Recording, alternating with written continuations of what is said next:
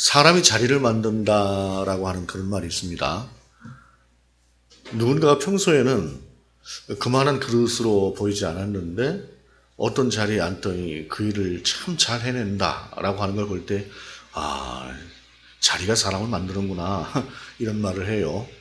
그런데 가만히 생각해 보면은 그 사람이 뭔가 자기 자신이 누리려고 하고 또 군림하려고 하고 또 지배하려고 하고 정복하려고 하고 하면 그런 얘기를 잘 하지 않습니다. 그 자리에서 해야 될 일을 온전하게 해낼 때에 자리가 사람을 만든다. 그 사람을 참 어이구 그 정도인 줄 몰랐다 이런 평가를 하죠.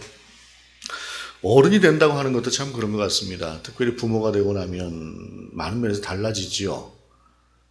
아이들을 볼 때에도 그 책임이라고 하는 것이 있기 때문에 참 힘들고 어려운 고비들을 넘어가면서도 그 아이들을 바라보면서 이겨내는 직장 생활이라고 하는 것도 그렇고 모든 사회생활이라고 하는 것이 사실 다 쉬운 게 없죠. 모든 게 다 쉽지 않은 그때에도 사실은 그 모든 것들을 이겨낼 수 있는 것은 바로 그 책임감이다라고 하는 것입니다. 우리가 하나님을 아버지다라고 부를 때, 하나님 아버지다라고 부를 때 그 안에는 바로 아버지가 갖는 그 책임감이라고 하는 의미가 그 안에 포함이 되어져 있습니다. 우리를 자녀처럼 여기고 또한 우리를 책임져 주시는 분이 하나님이시고 그분이 우리 아버지신 것이죠. 자녀가 어릴 때는 그 부모를 잘 모르죠. 그러나 자녀가 성장을 하고 난 뒤에 부모를 이해하고 아는 것처럼 우리의 신앙도 성장하면서 우리를 향하시는 그 하나님의 사랑이 얼마나 크고 위대한 것인가라고 하는 것들을 깨달아가는, 어떻게 보면 신앙은 그렇게 하나님의 사랑을 깨달아 알아가는 과정일 수도 있겠다라는 생각을 해봅니다. 오늘 본문 속에서도 보면은 당신이 그 힘들고 어려운 상황 속에서도 당신을 향해서 나왔던 그 많은 무리들을 긍휼히 여기셨던 그 아버지의 마음을 가지셨던 우리 주님을 또한 만날 수가 있습니다. 오늘 본문 말씀이지요. 예수께서 들으시고 배를 타고 떠나사 따로 빈들에 가시니 라고 말씀하고 있어요. 예수께서 들으시고 라고 말씀하고 있는데 무엇을 들으셨을까요? 세례 요한이 죽었다는 말을 들었습니다. 예수님께 있어서 세례 요한이라고 하는 존재는 참 특별한 존재입니다. 세례 요한은 온전히 당신을 위해서 왔던 사람이에요.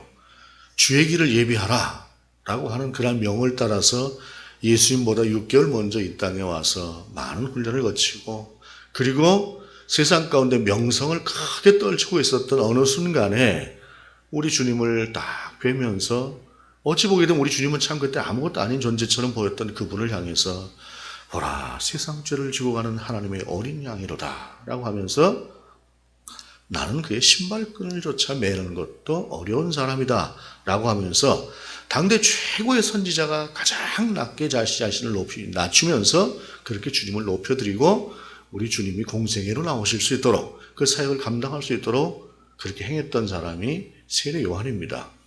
그런데 그 사람이 어떤 경우에도 원칙이라고 하는 것, 정의라고 하는 것 이것을 지키고 살아가려고 하다가 헤롯이라고 하는 사람이 범죄한 것을 통해서 그를 엄하게 책망을 했고 그로 인해서 그가 결국 죽임을 당했어요. 온전히 당신을 위해서 이 땅에 와서 그 사역을 감당했던 사람, 불의에 전혀 굴하지 않고 목숨을 내어놓으면서까지도 진리를 지키려고 했던 그 사람의 죽음의 소식을 들었을 때에 예수님 마음이 어떠셨을까요? 참 애썼다, 고생했다, 천국에서 이제 보자 이런 마음을 가졌겠지만 동시에 그 속에 일어나는 그 마음이 또한 어떤 면에서 참 착잡하고 안타깝고 아픈 마음이 그 안에 있지 않았겠습니까? 그 마음을 가지고 우리 주님은 조용히 빈들로 나가셨던 것이에요. 세례 요한을 좀 생각하고 싶었겠죠. 세례 요한을 생각하면서 그 안타까운 마음을 잠시 좀 갖고자 했던 그런 마음으로 우리 주님은 빈들에 나가셨던 것입니다. 그런데 본문을 보게 되면 무리가 듣고 여러 고을로부터 걸어서 따라간지라. 여러분, 엄마가 또는 아빠가 인생을 살아가다가 굉장히 힘든 부분이 있어서 오늘은 좀 나 혼자 있고 싶다 하는 그때에도 자녀들은 자기 자신들의 필요가 있지 않아요? 여지없이 나와서 엄마 이거 해줘, 아빠 이거 해줘. 뭐 이런 모습과 전혀 다르지 않아요. 그런데 본문은 우리 주님께서 당신에게로 나오는 그 사람들에 대해서 오늘 혼자 있고 싶다 하고 가라고 하거나 하지 않으셨어요.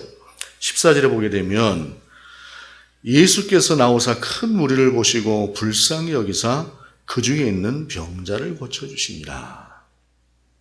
당신의 마음도 지금 마음이 아니에요. 그럼에도 불구하고 그들을 불쌍히 여기시던 것이에요. 이게 아버지의 마음입니다. 이게 하나님 아버지의 마음이고 이게 주님께서 이 땅에 있는 우리를 향하셨던 마음이고 지금도 여전히 우리를 향해서 이와 같은 마음으로 바라보시는 하나님의 마음이 바로 이 마음입니다. 우리가 보았지요. 성령이 말할 수 없는 탄식으로 우리를 위해서 기도한다고 하는 그 마음이 바로 이러한 마음입니다. 불쌍히 여기신 것이죠. 이것은 단순한 동정이 아니죠. 특별한 관계에 있는 상대를 향해서 느낄 수 있는 그런 마음입니다. 어느 날 문득 남편을 바라볼 때 참 불쌍해 보인다 라고 하는 생각이 들 때가 있는 것처럼, 어느 날 문득 아내를 바라볼 때 그런 마음이 들 수가 있는 것처럼, 어느 날 문득 자식을 바라볼 때, 어느 날 문득 아버지, 어머니를 바라볼 때 느낄 수 있는 그런 아주 특별한 관계 속에서 느낄 수 있는 마음이 오늘 본문에서 보는 불쌍히 여기사의 마음이다라는 것입니다. 우리 주님은 그렇게 당신에게로 나왔던 그 사람들을 향해서 이런 연민의 마음을 가지고 그들을 바라보셨고 그들의 필요를 채워주셨다라고 하는 사실입니다. 그러고 나서 이 주님께로 나왔던 이 사람들이 우리 주님의 사정에 알 바가 없죠. 다 자기 자신들의 어떤 필요가 있어요. 병을 고쳐주세요. 여기가 아파요. 저기가 아파요. 이게 필요해요. 저거 필요해요. 라고 하는 그 상황들을 일일이 우리 주님께서 다 그들을 치료하시고 고쳐주시고 하는 중에 어떻게 됐습니까? 빈들의 날이 저물었습니다.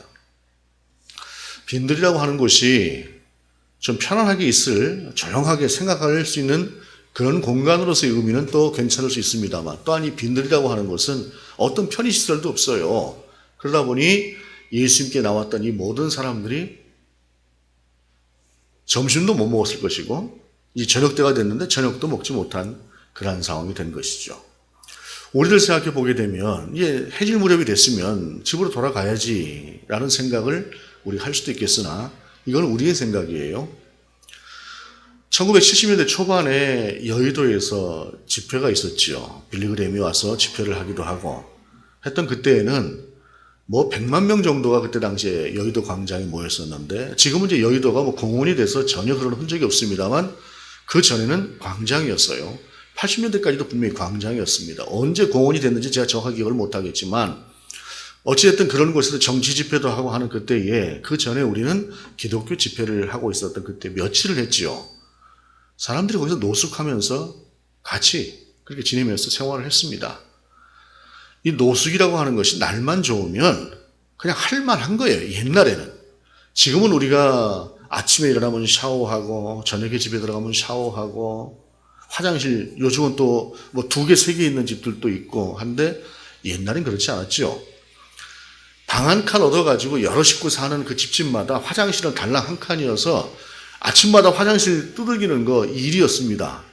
화장실 불편한 거 4, 50년 전엔 그냥 당연한 일이었고, 그 다음에 이게 씻는 문제, 아이고 지금처럼 그렇게 씻는 게 어디 있습니까? 그냥 그러다 보니까 한 50여 년 전 그때에는 여의도 광장에서 집회를 할 때 그때에도 그 불편 다 참아낼 수 있었어요. 하물며 오늘 본문 말씀은 2000년 전입니다. 더군다나 이스라엘은 우리 기온보다 좀 달라요. 그러한 때 이 사람들은 뭐 가지고 해가 지면 해가 지나 보다, 노숙하면 되지. 야곱도 하란으로 가는 길에 돌베개 베고 노숙을 했지 않습니까? 할 만한 거예요. 안 떠나는 거죠. 예수님이 피곤하든 말든 사람들은 그곳에 모여서 그냥 그 주님만 바라보고 있는 것이죠. 그런 때 해가 저물고 백성들은 배가 고픈 그런 상황이 된 것입니다. 그런데 아무것도 어떤 가지고 있는 것들이 없는 그런 상태에서 저녁이 되면 제자들이 나와 이르되 이곳은 빈들이요 때도 이미 저물었으니 무리를 보내어 마을에 들어가 먹을 것을 사 먹게 하소서. 이제 자기들도 배가 고팠던 것 같아요. 자기들도 이제 배가 고프니까 우리도 먹어야겠는데 뭐 어떻게 이제 마을로 가서 먹을 것을 사든가 해야지 이 사람들을 보내야 되지 않겠습니까? 이렇게 생각을 하고 예수님께 말씀을 드렸더니 예수께서 이르시되 갈 것 없다. 너희가 먹을 것을 주라. 라고 말씀하시는 것이에요. 여러분 이제 이 말씀을 가지고 또 어떤 분들은 이제 순종이라고 하는 개념으로 이 말씀을 보기도 합니다만은 제가 볼 때는 뭐 순종이다 뭐다라고 하는 그런 개념보다 그 상황 가운데서 특별하게 은혜를 베푸신 우리 주님의 은혜로 보는 것이 더 맞다라고 하는 생각이 듭니다. 왜냐하면 사람이라고 하는 것이 아무것도 없는 줄 뻔히 아는데 너희가 먹을 것을 줘라 할 때 예 알겠습니다 하고 갈 수 있는 건 아니잖아요. 물동이를 들고 가서 물이라도 길어 와라 해야 뭔가를 하는 것이지. 그러니까 제자들이 우리가 먹을 것이 없는데요 라고 했더니 예수님께서 뭐라고 하십니까? 제자들이 뭐라고 합니까? 제자들이 이르되 여기 우리에게 있는 것은 떡 5개와 물고기 2마리뿐입니다. 우리가 가진 게 이것뿐인데 어떻게 하겠습니까? 라고 예수님께 물었어요. 그랬더니 주님께서 어떻게 하셨습니까? 그것을 가져오라 라고 하시고 나서 무리를 명하여 잔디 위에 앉히시고 떡 5개와 물고기 2마리를 가져서 하늘을 우러러 축사하시고 떡을 떼어 제자들에게 주시매 제자들이 무리에게 주니 라고 말씀하고 있어요. 이 오병이의 이적은 마태복음, 마가복음, 누가복음, 요한복음 다 기록을 하고 있는데 요한복음에 보게 되면 한 아이가 가져왔던 음식이 떡 5개하고 물고기 2마리였다라고 이야기를 하고 있어요. 그러니까 이 떡 5개라고 하는 것이 뭐 여러 명이 먹을 만한 그런 양도 아니고 아이가 먹기 좋은 양, 딱 좋은 그런 정도. 우리로 보게 되면 뭐 인절미 하나 정도 크기라고 할까, 좀 더 크다고 할까, 요 정도 음식이었을 것이고 물고기도 역시 고만고만했을 것이에요. 그런데 우리 주님께서 이것을 가지고 축사를 하시고 떼어주셨다라고 하는데 이게 떼어주신 것이 일일이 떼어주신 것인지 그냥 나눠주신 것인지 잘 모르겠어요. 그러나 이 음식을 먹은 사람들이 몇 명이었느냐? 여자와 어린애 빼고 5,000명이었다라고 말씀하고 있어요. 애들까지 다 치면 한 10,000명 됐다는 얘기죠. 고대에 있어서 10,000명이 모일 수 있는 공간 자체도 힘들었겠지만 10,000명 자체가 모인다고 하는 것도 어마어마한 일이죠. 그런데 그들 전체를 우리 주님께서 다 먹이셨다라고 하는 사실입니다. 우리는 이 말씀 속에서 어떤 것을 볼 수 있습니까? 광야를 지나갈 때 장정만 60만이었던 그들 전체를 따져보게 되면 얼마나 엄청난 인원이었을지 모를 그들을 우리 주님께 우리 하나님께서 만나로 다 먹이셨죠. 주님께서 원하시면 하시는 것입니다. 하나님께서 원하시면 하시는 것이에요. 그리고 먹고 충분히 남을 만큼 그들 가운데 먹이셨는데 그런데 중요한 것이 누가복음을 보게 되면 우리 예수님께서 오병이어를 일으키셨던 이적을 일으키셨던 이 역사가 예루살렘으로 가는 길 가운데 역사를 일으키셨어요. 예루살렘으로 가시는 것은 무엇이냐면 십자가에 달리시기 위해서 예루살렘으로 가시는 길이었습니다. 요한복음을 보게 되면 이 본문의 말씀이 있고 나서 그 다음에 쭉 나가는 것이 어디로 나가느냐면 내가 생명의 떡이다 라고 하는 그냥 떡 얘기가 아니라 생명의 떡이신 당신을 이야기하시기 위해서 나가셨던 그러한 과정 속에 이 본문의 말씀이 들어있다라고 하는 것을 알 수가 있어요. 그런데 마태와 마가는 그런 과정 속에 이 말씀을 두고 있지 않습니다. 그러면 이 말씀이라고 하는 것이 그냥 단순하게 떡을 먹이신 그런 것들일까? 하나님의 예수님의 그 능력이실까? 광야에서 만나를 먹이셨던 필요하면 그렇게 먹이시는 그 이야기만으로 끝나는 것일까? 우리가 이렇게 생각을 해볼 여지가 있어요. 왜냐하면 누가나 요한은 이 먹이시고 그 다음에 목적하심이 분명한데 오늘 본문 속에서 보면 다른 말씀이었어요. 그냥 먹이셨어요. 앞쪽에서 우리가 다른 마태복음의 이야기들을 봤을 때에 씨 뿌리는 비유를 들으라 하고 나서 그 다음엔 또 그 비유에 대한 설명도 우리 주님께서 하시는데 오늘 본문은 그냥 그걸로 끝이에요. 그 다음에 다른 얘기가 없습니다. 그러면 단순한 하나의 이적일까? 라고 생각해 보기에는 다른 복음서들이 가지고 있는 내용을 보면서 조금 생각을 해볼 필요가 있다라는 생각이 드는데 마가복음에 보게 되면 어떤 표현이냐면은 예수님께서 사람들을 앉히실 때 푸른 잔디 위에 앉히셨다라고 하는 표현이 있고요. 마태복음도 잔디 위에 앉히셨다라고 하는 표현이 있어요. 근데 이 잔디라고 하는 표현이 상당히 중요한 의미를 갖습니다. 왜냐하면 이 잔디는 이스라엘 기후에 있어서 잔디는 어떤 때에 이 잔디가 제대로 도달하느냐 하면은 6월절이 되기 전 무렵에 이 잔디가 도달하는 것이에요. 그리고 6월절이 지나고 난 뒤 이 잔디가 그냥 시들어요. 그렇기 때문에 오늘 본문 속에서 나오는 이 잔디라고 하는 표현은 비록 다른 것들을 기록하고 있지 않지만 이 잔디라고 하는 표현을 통해서 6월절로 나가시는 6월절에 한 마리 어린 양으로 나가시는 요한복음에서 말씀하시는 것처럼 생명의 떡으로 온전히 당신을 세상 가운데 주시기를 원하셨던 우리 주님의 의도하심이 이 안에 들어있다라고 하는 것을 우리가 볼 수 있게 되는 것입니다. 그러므로 오늘 본문 속에서 우리는 여러 가지 것들을 볼 수가 있어요.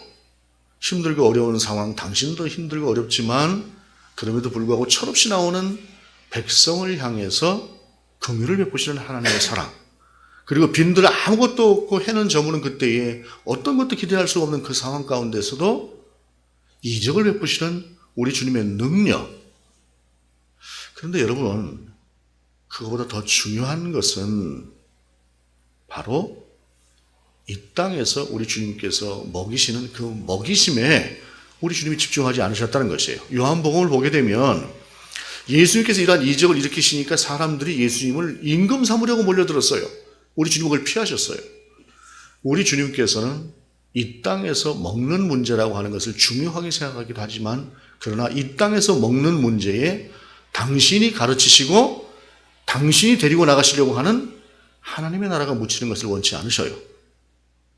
그래서 우리 주님은 6월절에 그 푸른 잔디 위에 백성들을 앉히셔 놓고 말하지 않았지만 축사하시면서 이것이 내 몸이다 라고 하시는 그 말씀처럼 우리 주님은 무언의 말씀을 통해서 그들 가운데 온전한 생명의 떡, 온전한 하나님의 삶, 하나님이 원하시는 삶, 그것을 우리 가운데 이 오병이어의 이적을 통해서 보이고 계시다라고 하는 사실입니다. 잔디라고 하는 단 한마디의 단어지만 그러나 거기에는 바로 요한이 말하고자 했던, 그리고 누가가 말하고자 했던, 그리고 마가는 푸른 잔디라고 하는 표현을 통해서 6월절 무렵이라고 하는 것을 드러내고자 했던 그 말씀이 이 안에 들어있다라고 하는 말씀입니다. 즉 오병이어의 이적은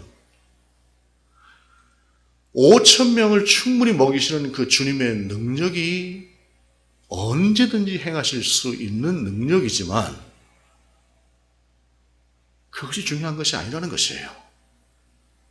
그것보다 더 중요한 것은 온전한 생명의 떡이신 당신을 바라보아야 한다라고 하는 것, 더 큰 가치를 바라보라고 하는 것, 이것이 우리 주님께서 오늘 말씀을 통해서 우리 가운데 주시는 진정한 말씀의 의미다라고 하는 사실입니다. 물론 우리가 빈들에서 날이 저무는 그런 곤고한 때를 만나기도 합니다. 그리고 그때 우리에게 절실한 것은 멀리 있는 하나님의 나라보다 당장 내가 한 끼 그냥 이 줄임배를 채우고 싶은 한 끼 음식일 수 있습니다. 우리 주님께서 그걸 탓하시지도 않고 우리 하나님께서 광야를 인도하셨던 백성들이 그냥 배가 고프다고 했을 때 그것을 가지고 뭐라고 하신 적이 없습니다. 다만 그 이상의 원망으로 나아갈 때, 본질적인 문제까지도 그들이 하나님을 향해서 원망할 때 하나님이 그들을 책망하신 적은 있으나 우리의 필요도 분명히 중요하고 우리 주님은 그 우리의 필요도 분명히 채워주시는 분이십니다. 그러나 그보다 더 중요한 것은 바로 온전한 생명의 떡이신 우리 주님을 바라보는 것이 더 중요하다라고 하는 것을 본문은 잔디라고 하는 이 한마디를 통해서 우리 가운데 전하고 계시다라고 하는 사실입니다. 오늘은 총회가 정한 2단 경계주일입니다. 지난주에 어떤 2단의 교주가 구속이 되기도 했죠.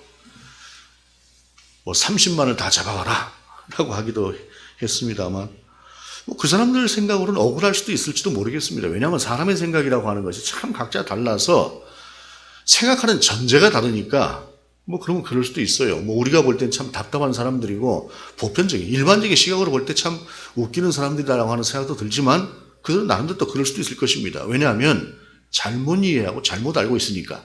그래서 우리가 성경을 제대로 아는 것이 중요하다라고 하는 사실입니다. 그런데 더 중요한 것은 이단의 교주가 잡혔다고 해서 그 이단이 무너지지 않을 것입니다. 그리고 설사 그 이단이 무너진다고 해서 이 땅에 이단이 더 이상 안 생겨나는 것도 아닐 것입니다. 2000년에 이 땅에 교회가 생기고 난 뒤에 이단은 늘 있어 왔습니다. 중요한 것은